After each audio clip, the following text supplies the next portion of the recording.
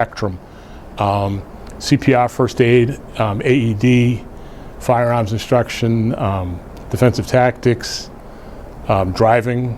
So what do or don't you have that municipal officers don't have? I mean, what's the difference between that training? I don't think there's much difference. There's a very basic core for the police academy, and then most of us specialize when we get out. I spent about half my career as a detective during a time where computer crimes were just coming online, and I spent a lot of time studying computer crimes and getting certifications. I'm a certified computer forensics investigator, and I first got that at a time when very few people had it. So as a result of that, I've consulted with agencies like the Secret Service. I got a call one day from a Secret Service agent who wanted to know if I would help him identify how to read headers in an email. People know what headers are?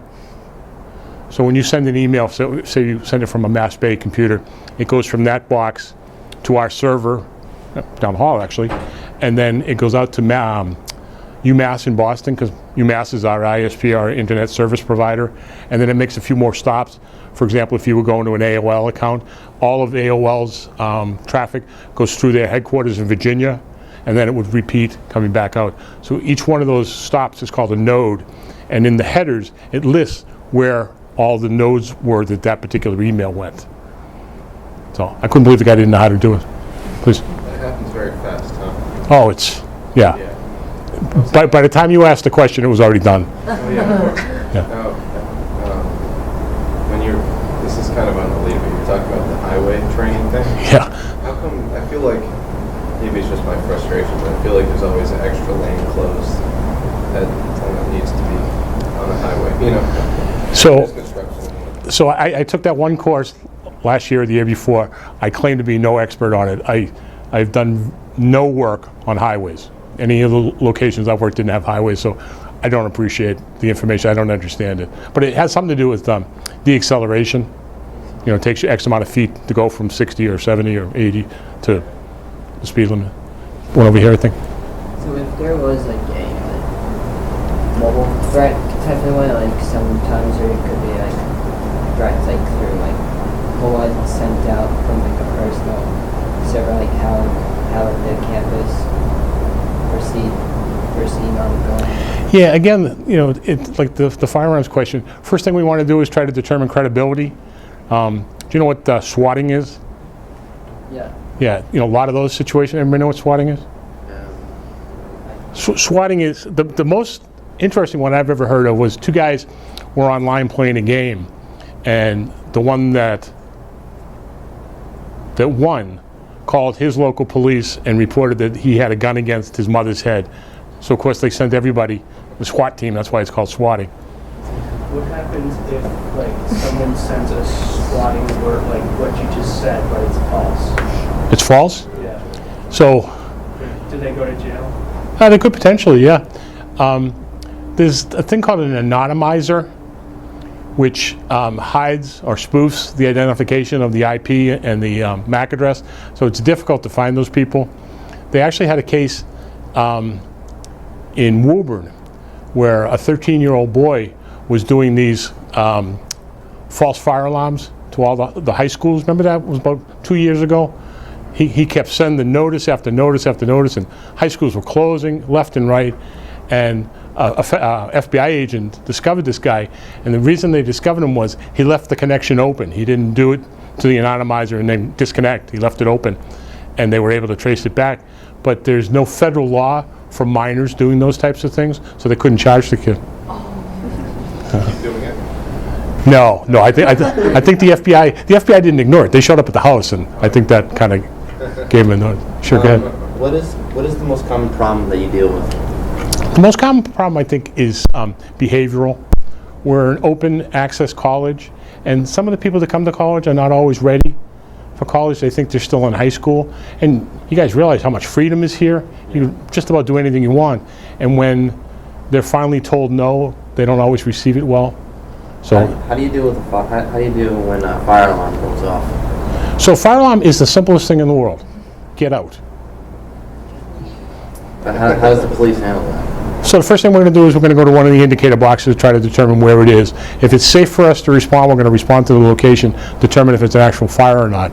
If it's not safe for us, we're going to be outside with you till the fire department get here with what's called a Scott Air Pack, and they can go in safely and determine what the cause is. I have a question that no one else is probably interested in, but the availability now of marijuana legally, and what if I were to bring some joints on campus? Would that be okay? No. And Do you want to tell me something? what's the rules or about? So there's two problems with that. One is it's in violation of your contract. By policy, we don't allow controlled substance on campus. We don't allow alcohol on campus either. But also, and most people don't know this, marijuana, although legalized in Massachusetts, is still illegal under federal law. It's still on the schedule for drug schedule. So you have that problem, and then you can't possess a controlled substance on a college campus by federal law. Darn. Yeah. This lady had a question, and then I'll get you folks. What do you do for cyberbullying? Like, how do you handle it? Do you handle it like an on-campus situation? Absolutely, yeah, especially if it's two people on campus. One of the first things we'll look at is if there's Title IX implication, if it's gender-related or something like that. But then we have a fantastic Dean of Student staff, and if you've never met him, Josh Cheney is our Associate Dean of Students, and he has a way about him. He's able to get people to understand the errors of their ways. And I think Josh has been here 2 years. He's only actually taken a case to the judicial board once. Every other time he's been able to come to a mutual agreement between the parties. So he's a great asset to us. I think you had one? What's your favorite part of the job? I get asked that every once in a while, and I'm old, and my answers are really corny to that. But I'll give you a real life example. There's nothing better than bringing back a laptop to somebody who had it stolen. Because not only is it the laptop, it's all that data that's on there. I've had faculty members who had their, doctoral thesis stolen. And, years and years and years of work, and, one of the first questions, Professor, did you back it up? No, I never did, I forgot. And we've had some good opportunities to get those back. There's a thing called LoJack for laptops, which they're out of Canada. So they're not bound by any U.S. laws. And if you report your computer stolen and you have this software on there, as soon as the computer connects to either a wireless network or a wired network, it calls home, which is their place. And they can interrupt email exchanges. They can remotely turn the camera on the laptop. They've sent us pictures of the bad guys with a note, here, go get this guy. And then they give us those nodes that I talked about earlier, so we can eventually track it back to a residence. I've done that many times, knocked on the front door. Hi, do you have a new computer? No, not at all. Mind if I look around? No, you can't come in. Okay, here's a search warrant. I'm going to come in anyways, and come in and find it. And then bringing that back to the people is great. I was in a supermarket one time, and I heard somebody, I was a patrolman at the time, and I heard somebody yell my name down the aisle. And I turned and I looked around, and there's a guy that I had arrested. In a minor case, I'm like, oh no, this is not going to go well at all. So I went over to him, and he said to me, I'll never forget this, Officer O'Connell, I just want to thank you for arresting me. I was going down a bad path, and you corrected me. I'm like, oh, okay, well, anytime. What is, in terms of theft, laptops, smartphones, is that a concern? Is that a common occurrence? It's always a concern. But it's basic economics. The price of those devices have come down so far. They're not as valuable to steal. So we, luckily, have a very low rate of theft. But that doesn't mean you should just leave your stuff laying around. You want to keep an eye on it. Who's responsible for your safety while you're on campus? You are, exactly, yeah.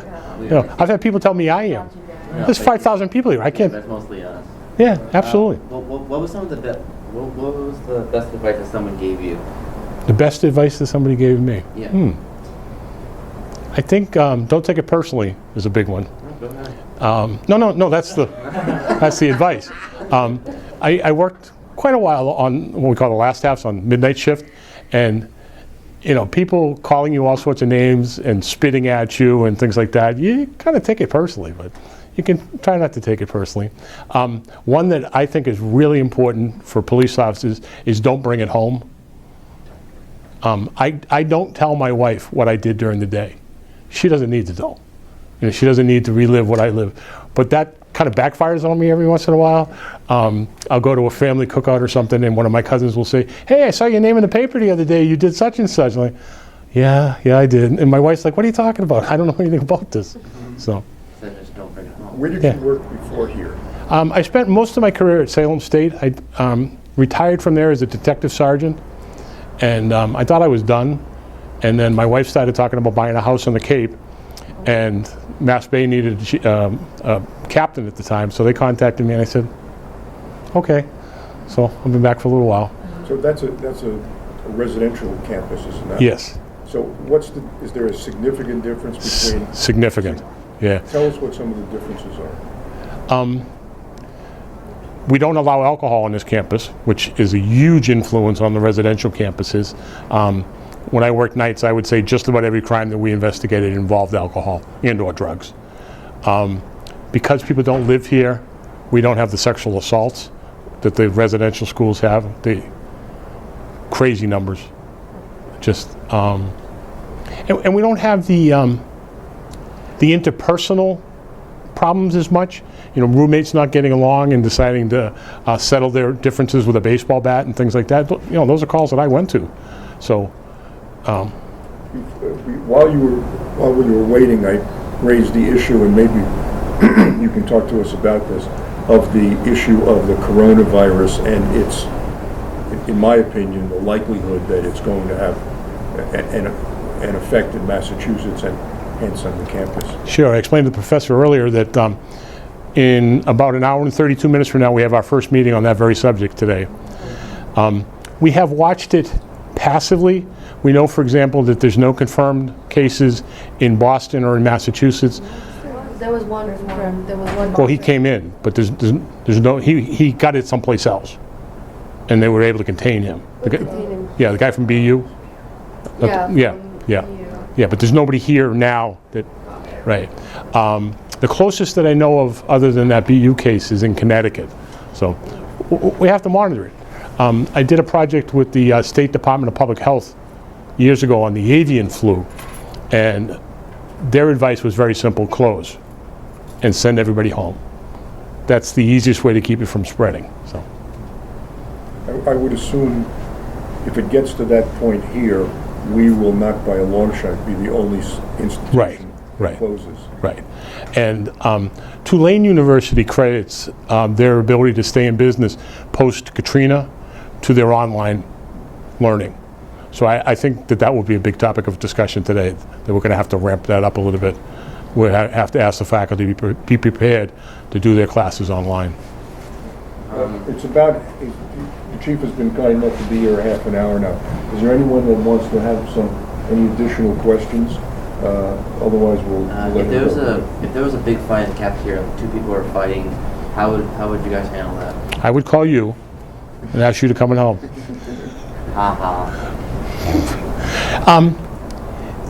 There's interesting psychology to fights, and I don't know if any of it's scientific or not, but usually it's males. It's unusual that two women are having a fist fight, and the two males are usually fighting over a woman. That's my experience anyways. We will separate the two parties, try to bring them down, calm them down, and we'll have a conversation with them about it. And one of the techniques that I use all the time is, yeah, okay, he's a pain in the neck, but please don't fight, because if you fight, I have to write a long report. And people that are involved in those situations usually want a way out, because they don't want to fight either.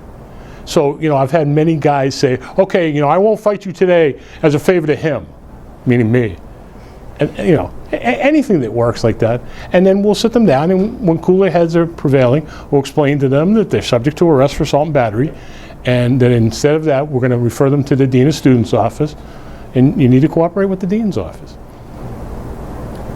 Is there finally, from you, is there any message or thing that you want to say to the class, advice, guidance, anything you want? Well, I want to thank you for inviting me. I love to get out into the classroom. Criminal justice faculty member made the mistake of inviting me to cover one of her CJ classes one time, and the class went on pretty well. We were discussing constitutional law, and a student raises his hand, called on him. He said, "Sir, this class ended 5 minutes ago." Okay, so as you've noticed, I can talk, but I appreciate you being here. Say hello in the cafeteria in the hallway. All right. Thank you. Thanks. very much. Thank you, sir. Thanks. Oh, thank you. Thank you.